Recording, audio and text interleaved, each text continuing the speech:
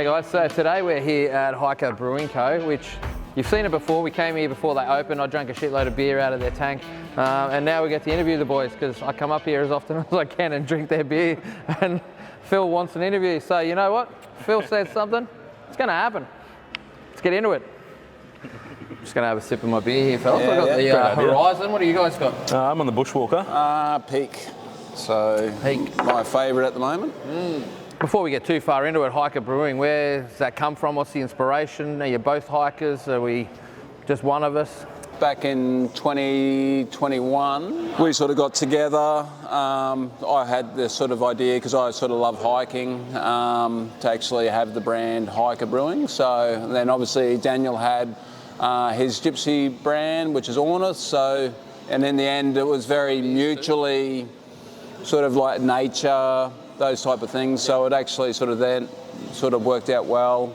And we sort of like integrated it, because you actually see there's actually like a bird in the logo. Yeah. So we sort of definitely wanted to have a nod to Daniel's gypsy brand Ornith, which is all about birds. Yep. So yeah, so it sort of worked out well. Actually, I was talking about your beers the other day. I was on Hendo and Dan's podcast on the Boss and the Brewer. Boss and the Brewer, there you go. Shout out for them. How much did you get for that? I didn't get anything. No, but I was drinking your beer. I don't know if you listened to the episode or saw it, but I had one of your cans of the Muddy Boots. Oh, nice. And I was talking about it, and I didn't realise until I was pouring it. I was talking to Dan. I go, I got this one from Hiker, Muddy Boots. Phil took it to blah, blah, blah. And I'm pouring it out, and he goes, oh, what's on the can? It's like 7.2. And shit, I didn't think about that until I opened it. That's 7.9, isn't it? So, yeah. Oh, yeah, right, yeah. And so, yeah, I was silly as a goose after that interview. I took a few beers with me. I just got back from trekking Kokoda, so I took a 4-packo with me, and then had a few celebratory beers with the locals at the end of the trek. Yep. They're normally drinking SP, like a Pilsner. Yep. And here they're having like a milk stout in the middle of the jungle. Freaking awesome. They said they loved it. Yeah. I think they're more happy with the ABV than the taste. But anyway, it was definitely worth taking some over. Yeah. So you got, this is a pretty big venue. We obviously showed that when we did our video when we came here, and I painted my graffiti in the toilets there. But it's filled out now. Like, you got heaps more furniture, you got a lot more stuff going on. You got all this equipment. So what is your equipment? Like, where did it come from? How big is it? What sort of capacity? What are you? Yeah. So we've got a 3-vessel brew house. So it's 10 hectolitre, 3-vessel brew house from. It's from China, but it's through Brewtique, who are an Aussie distributor. We also had a lot of help from the guys at Well Brewed in making some design changes to that, and also the installation and stuff as well. Nice. So it's a mash kettle, a lauter, and a kettle whirlpool. Yep. And then we've got 5 single batch 10 hectolitre fermenters. We did actually look at putting in a couple of 20s as well early on when we were in planning, and we cut them out because of shipping costs at the time, and we were kind of annoyed about that. But it's turned out to be COVID. Yeah, exactly. It's turned out to be actually a blessing, because we're pretty comfy capacity-wise now, and I think 20 hec at once is probably just a bit too much for our cold room and all the rest of it. So, but also keeping the beer fresh. So we, like having a big 2,000 litre batch means, like with only having 1,000 litres, we can sort of turn over the beer quicker, keep beer fresh. So especially our seasonals, like we want to have new beers going on tap as often as possible. Yeah. Do you reckon you'd ever think about like having a smaller fermenter, like 2 smaller fermenters, so you could split a batch and put it into 2 and do well, actually, funny, this is a debate that we had right at the beginning. I'm just a psychic.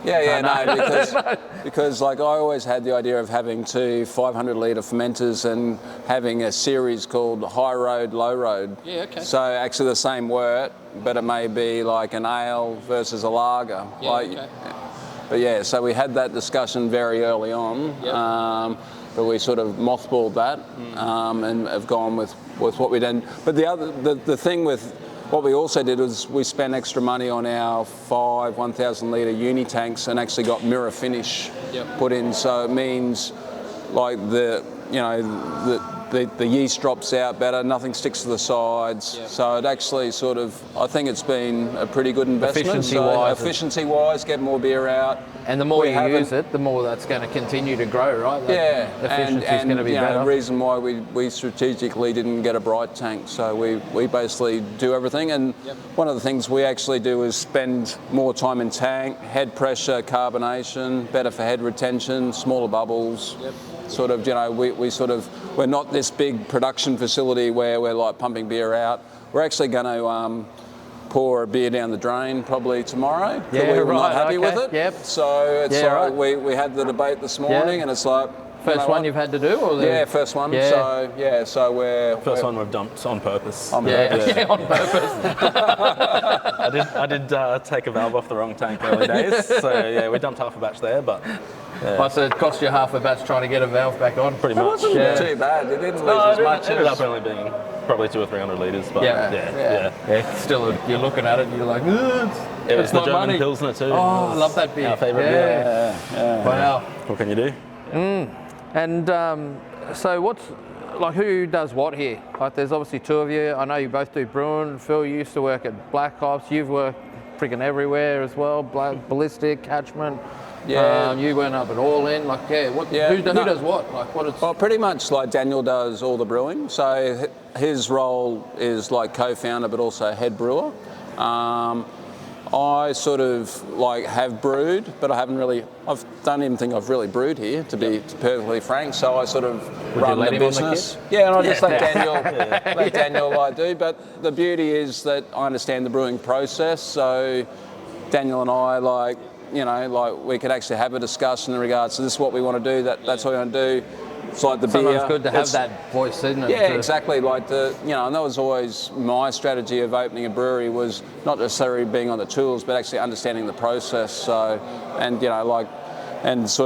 Daniel's the driver behind a lot of the recipes and everything like that. Yep. I have a little say here and there, but not to any major extent. So and pretty much.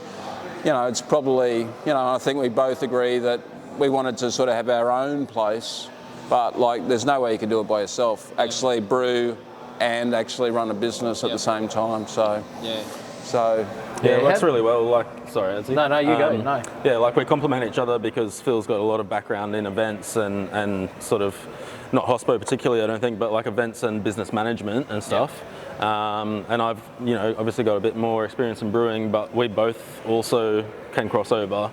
So I've spent a lot of time thinking about what I want a brew pub to be like when I open one. And so we complement each other, but we can also bounce things off each other and not, get into arguments without understanding the other side of it. It's really good. What's been the biggest struggle? Oh, it seems like a long time ago now, but I think probably the most frustrating part was being ready to open and waiting another 4 or 5 months before we could. I also think just doing things on the smell of an oily rag. So and things like that are starting to catch up now. So we've just ordered a new canning machine. So we didn't have the money, so we bought a cheap canning machine. It's so what do you got now? Purpose. Single head? Single head. We're still going single head, but local manufacturer Black Fox that are building them out at Sumner. So, but that'll speed up our canning process. I think it's just more. It's just where we've compromised a little bit, not on the quality of the beer, but some of the things that we're doing, canning machines one, that was 19 grand to buy what we bought. Now we're stepping up to the mid 30s to actually buy one. So, but which we're super excited about because that'll speed up packaging and stuff Takes like that that. time so that you can spend more time doing work on your business again, right? Yeah. What sort of events do you guys do? I know you got, so your wrestling is coming up, so by the time this goes out, the wrestling would have already done and gone. Yes. What else are you, I know you had your trapeze things in we here. had the circus. So we're, part of our strategy, because we don't want to become a wholesale production facility. So one of the things that attracted us to this location was the size of the shed. So we can actually put in different events. Friggin' tennis court or Yeah, two. yeah. Well, I've had a look at pickleball. Yeah. But I had the association out, but they said the floor wasn't like flat enough. So, but I actually think we're beer casual players, I reckon, pickleball will be fine. 100%. Like, Yeah. So it's like, but yeah. So I've played footy in some shitty places. we're definitely like looking at, like we want to sort of put on bigger events every month or two, like to drag them in. So we've got the wrestling coming up this Saturday night, so that should be interesting. And then got some other different ideas that we're sort of working through, but also as a sort of event space. We've had a wedding reception here a few weeks ago and things like that. So that's, if we can sort of have those little sugar hit events, once a month or once every 2 months, then it definitely helps, keep us profitable, alive, and not having to sort of go down the wholesale. Yeah, and so I noticed the guys over here, they're from Froth Rookies, which is the TAFE brewing learning, so that everyone learns to brew. And you guys being open 7 days, we're quite vocal, because I'm an ex-Froth rookie myself, so I know that you guys said to them, come in here, you guys can have a beer after your class and stuff, which is really, really cool, because I know we used to finish our class and chuff into Sea Legs or somewhere or else. Easy Times, somewhere that was the same. Somewhere that was open. And this is much closer, so it's good. Are you finding it good to see that recurring, like the Froth rookies who are learning and they're keen? Oh, definitely, and let's just having a chat, what they've been up to for the day, and like just talking beer and stuff like that. So, and then when they actually brew a beer, the intent is to have it on tap so they can actually. The fruit fly drinking out of my glass. Yeah, they can. They can like actually have their beer on tap, after class. So that's the intention. So we've done it a couple of times. We had 2 Froth rookies on. So the dark ale and the IPA. I know because I drank them because I like them. Exactly. So hopefully we'll be having them in for a brew day soon, the next couple of months. So, What's in your plan, Dan? How far out are you projecting your brews? Are you filling tanks as soon as one's empty, or it's more of a you're looking at your stock and going, I don't need anything yet, but in a month I will? Sort of. Yeah, it's sort of a month or two out, I guess. It's pretty hard to plan too far ahead when you're not doing much wholesale, and it all relies on how busy the tap room is. So it's very much a play it by ear sort of style in a small little brew pub like this. But I sort of we're planning what we think we'll need to brew sort of 2 months ahead, but it's every week we're stock taking and going, okay, so let's revisit that. Is it still 6 weeks away, or do we have to do it in 3? And we're just how long before we need new seasonal? What's going to be? It's just on the fly. So we sort of got like a master brew plan, and then each week we just like tweak it. So, And what's the most popular beer over the taps compared to what's the favourite to brew? Like what's? Because it's not probably. always the case. Well, it's probably opposites most of the time, really, isn't it? The most popular by a fair whack is what you're drinking, the Horizon. The Hazy took over Cloudgazer. Which was the beer of my choice. I love that beer. Cloudgazer's even worse than that to brew. But Cloudgazer we will bring back in the lead up to Gab's Hottest 100. Cloudscapes. Cloudscapes. It was. Cloudgazer's on now. Cloudgazer's on now. So Cloudscapes was the original. So we'll definitely brew that sort of next few months in the lead up to voting for the Gab's Hottest 100 to try and give that a bit of a push. Nice. But the Hazy's not so fun to brew. Like, the Horizon's alright, it's only 4.5%. It's not too bad, but just because of the dry hopping regime, or you're just trying to balance out your haziness and all the everything? I'm not honestly that fussed about the haziness. It doesn't need to look like orange juice for my tastes. As long as it's not bright.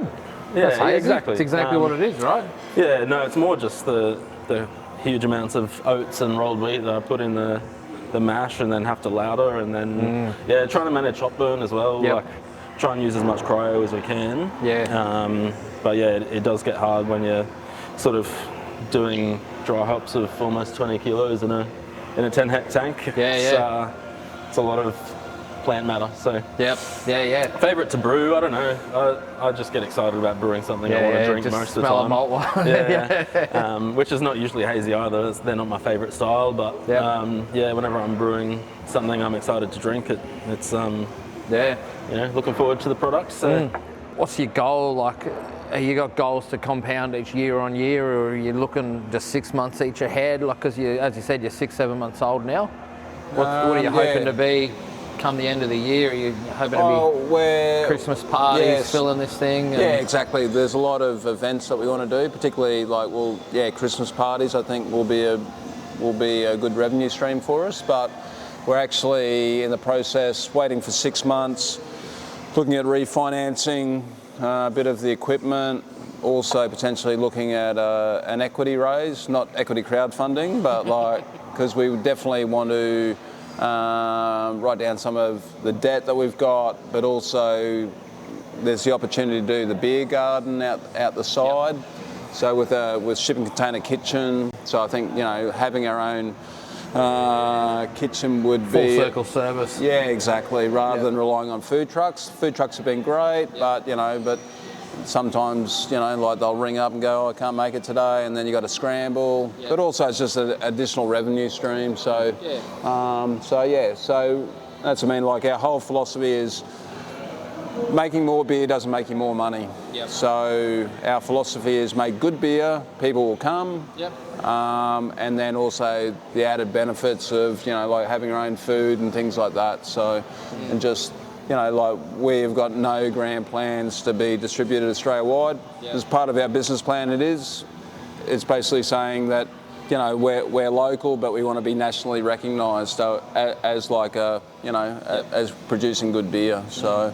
Now you guys did get a cease and desist for one of your mottos. Yep. What was it? Brewed for adventure. Yep. Which is not a bad thing, right? It's just two people had a great idea. And those guys just happened to trademark theirs before you got in, and is what it is. That's obviously all come to good fruition. Like, there was no hard feelings, right? It was just a discussion. No, it wasn't even a proper shit we didn't even know. It was just a phone call. Email and phone call. But you're not someone on the end of the line going, freaking hell, no, he was fine. And like I said to Peter from Wayward, I was like, because they all know, right? Everyone knows how much of a struggle it is. Totally. Yeah. And I think we came up with that, and we thought it sounded good. And that was probably because we'd seen it somewhere before, but we just didn't. It was subconscious. And so anyway, we've got a new banner actually already arrived. It's in the office, so we've got to put that up. You need some help with that, because another working bee. Struggle it was to get that one up. Nice 14-metre banner. But that was all good. No issues there. So it's basically the same banner with our sort of tagline, which we have put a application for a trademark, take a hike, which seems, we're using a fair bit, so it's a bit of tongue in cheek. I even said it the other day.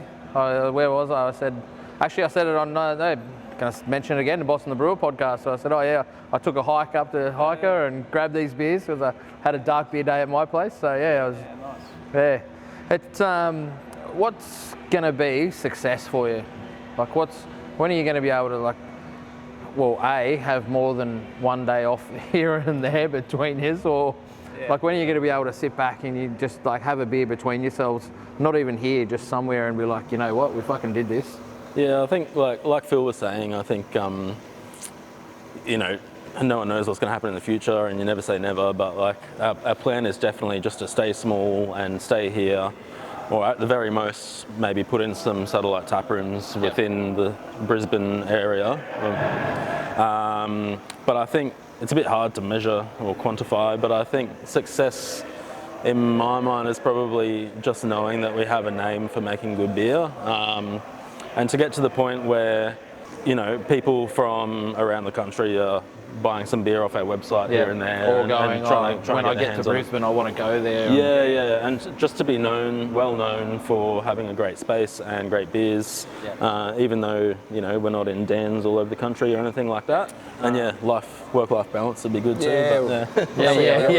I think that's when success will be for me. I don't envy you. It's like the amount of times I've come up here and both of you, it doesn't matter who I talk to, either one of you is like going, oh man, I'm just tired. Yeah, I can see how knackered you are, and it's.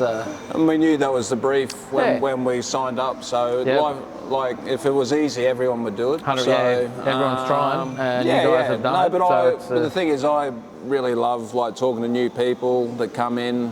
You know, chewing the fat, telling them the story about Wee Little. You know, like. Yeah, everyone loves that story. And just like, that's what sort of floats my boat really is, just like, and it's so good, like being so passionate about our brand and actually talking about it with pride. So it's just, there's nothing better. But the whole catch-22 is like the work-life balance. But then if you're not front and center because you own the brand, like having just someone work the bar who's not as passionate. Sell your brand. Exactly. So it's that catch-22 in regards to, like you need to find someone who lives and breathes it as well. The other problem is you don't really know how to have a day off. That makes it difficult. You had a day off yesterday, and I got a few emails. It's hard to switch off, eh? But you're trying. I'm trying. I actually legitimately, like my daughter said, Dad, you need to like slow down. And I actually like legitimately tried to have a day off. So every Monday I'm having off. Nice. That's good. Probably final wrapping up. What do you reckon you could share with people who are thinking of opening their brewery, or that have just done, or in planning, like anywhere on there? Like what's a piece of advice? One piece of advice that you think, man, I wish I knew that would just have been helpful. I think it's just like you just need to talk to people in the industry and people who've freshly done it, because like when we did our budget, we thought it was going to be this, but there's so many additional costs that you do not even comprehend. So I think, one day I'm going to write a book. I've written everything down. I just need the time. Maybe on my days off, I'll start writing the book. Sounds like a nice relaxing day. I know, right? No, but like literally, like, and like at the moment with the economic climate, it's freaking tough. Like you really got to fight for every dollar that you get in the door. So, like we're definitely holding our weight. We're profitable, but like we're not paying ourselves much. It's like smell of the oily rag. Like we're really like, we're literally not ordering any more ingredients. We're not brewing until sort of the second week in August, because we're going to order our ingredients on the 1st of August, so we don't have to pay for them for like 6 weeks. I look on Facebook, you guys are probably aware of it, but on Facebook, or it's the podcast as well, the Build Me a Brewery, that group on there, I'm pretty sure I've seen you on there. It's a whole bunch of people in different stages of planning and moving their brewery, and it's interesting to watch and listen and see other people's stories about how they're going. It's tough, right? And I feel for you. And we're sort of like, we've got Steve out at Chinchilla who did the TAFE course, and he's got his Wagyu, starting his campground. He's ringing every other day because he's like in the process of building, sort of picking our brains, and like we're definitely there to like support and help, people on the journey, because we've been through it. Like we got delayed, because of council. Council is a frustrating part of the whole process. So, and even in Chinchilla, Steve's having that problem with local government. Right. It's like, it's just you can't escape it, hey? So really trying to help him out, and then got buddies up at Bourbon Gary, so they drop in every. Like Devon? Reese. Don't know. Reese. Reese. Reese Palmer. So he's been down a couple of times. So I had a chat with him. So just trying to support all the froth rookies that are trying to get their breweries up and running. But the whole thing is, on my tombstone, I always said I don't want to die wondering. So like, I just want to have. I told you I was sick. Hopefully I'll be 150 when I die, but and then like Hiker will be like whatever. I reckon you and I are battling technology, mate. Hoping the technology comes in before you and I get it's past definitely not helped my hairline. So anyway. But all right, man. Well, Yeah, I mean, we're both out of beers. Dan's nearly finished, but I'd like to talk for another. And then probably we should relieve Jake from Helios, who's he's helping support the bar while we're here. Who's actually like working the bar. Yeah, on you, Jake. Thanks, Jake. Get off your phone, mate. Do some work. And that's the whole thing. That's what's great about the industry. Jake was here having a beer and he goes, "Oh, I'll work the bar while you have the interview." 100%. So that's what we love. So 100%. Yeah, love it. No, cheers, fellas. It's great. Thank you. thanks. Awesome. Thanks, Adsy. Thanks, Joel.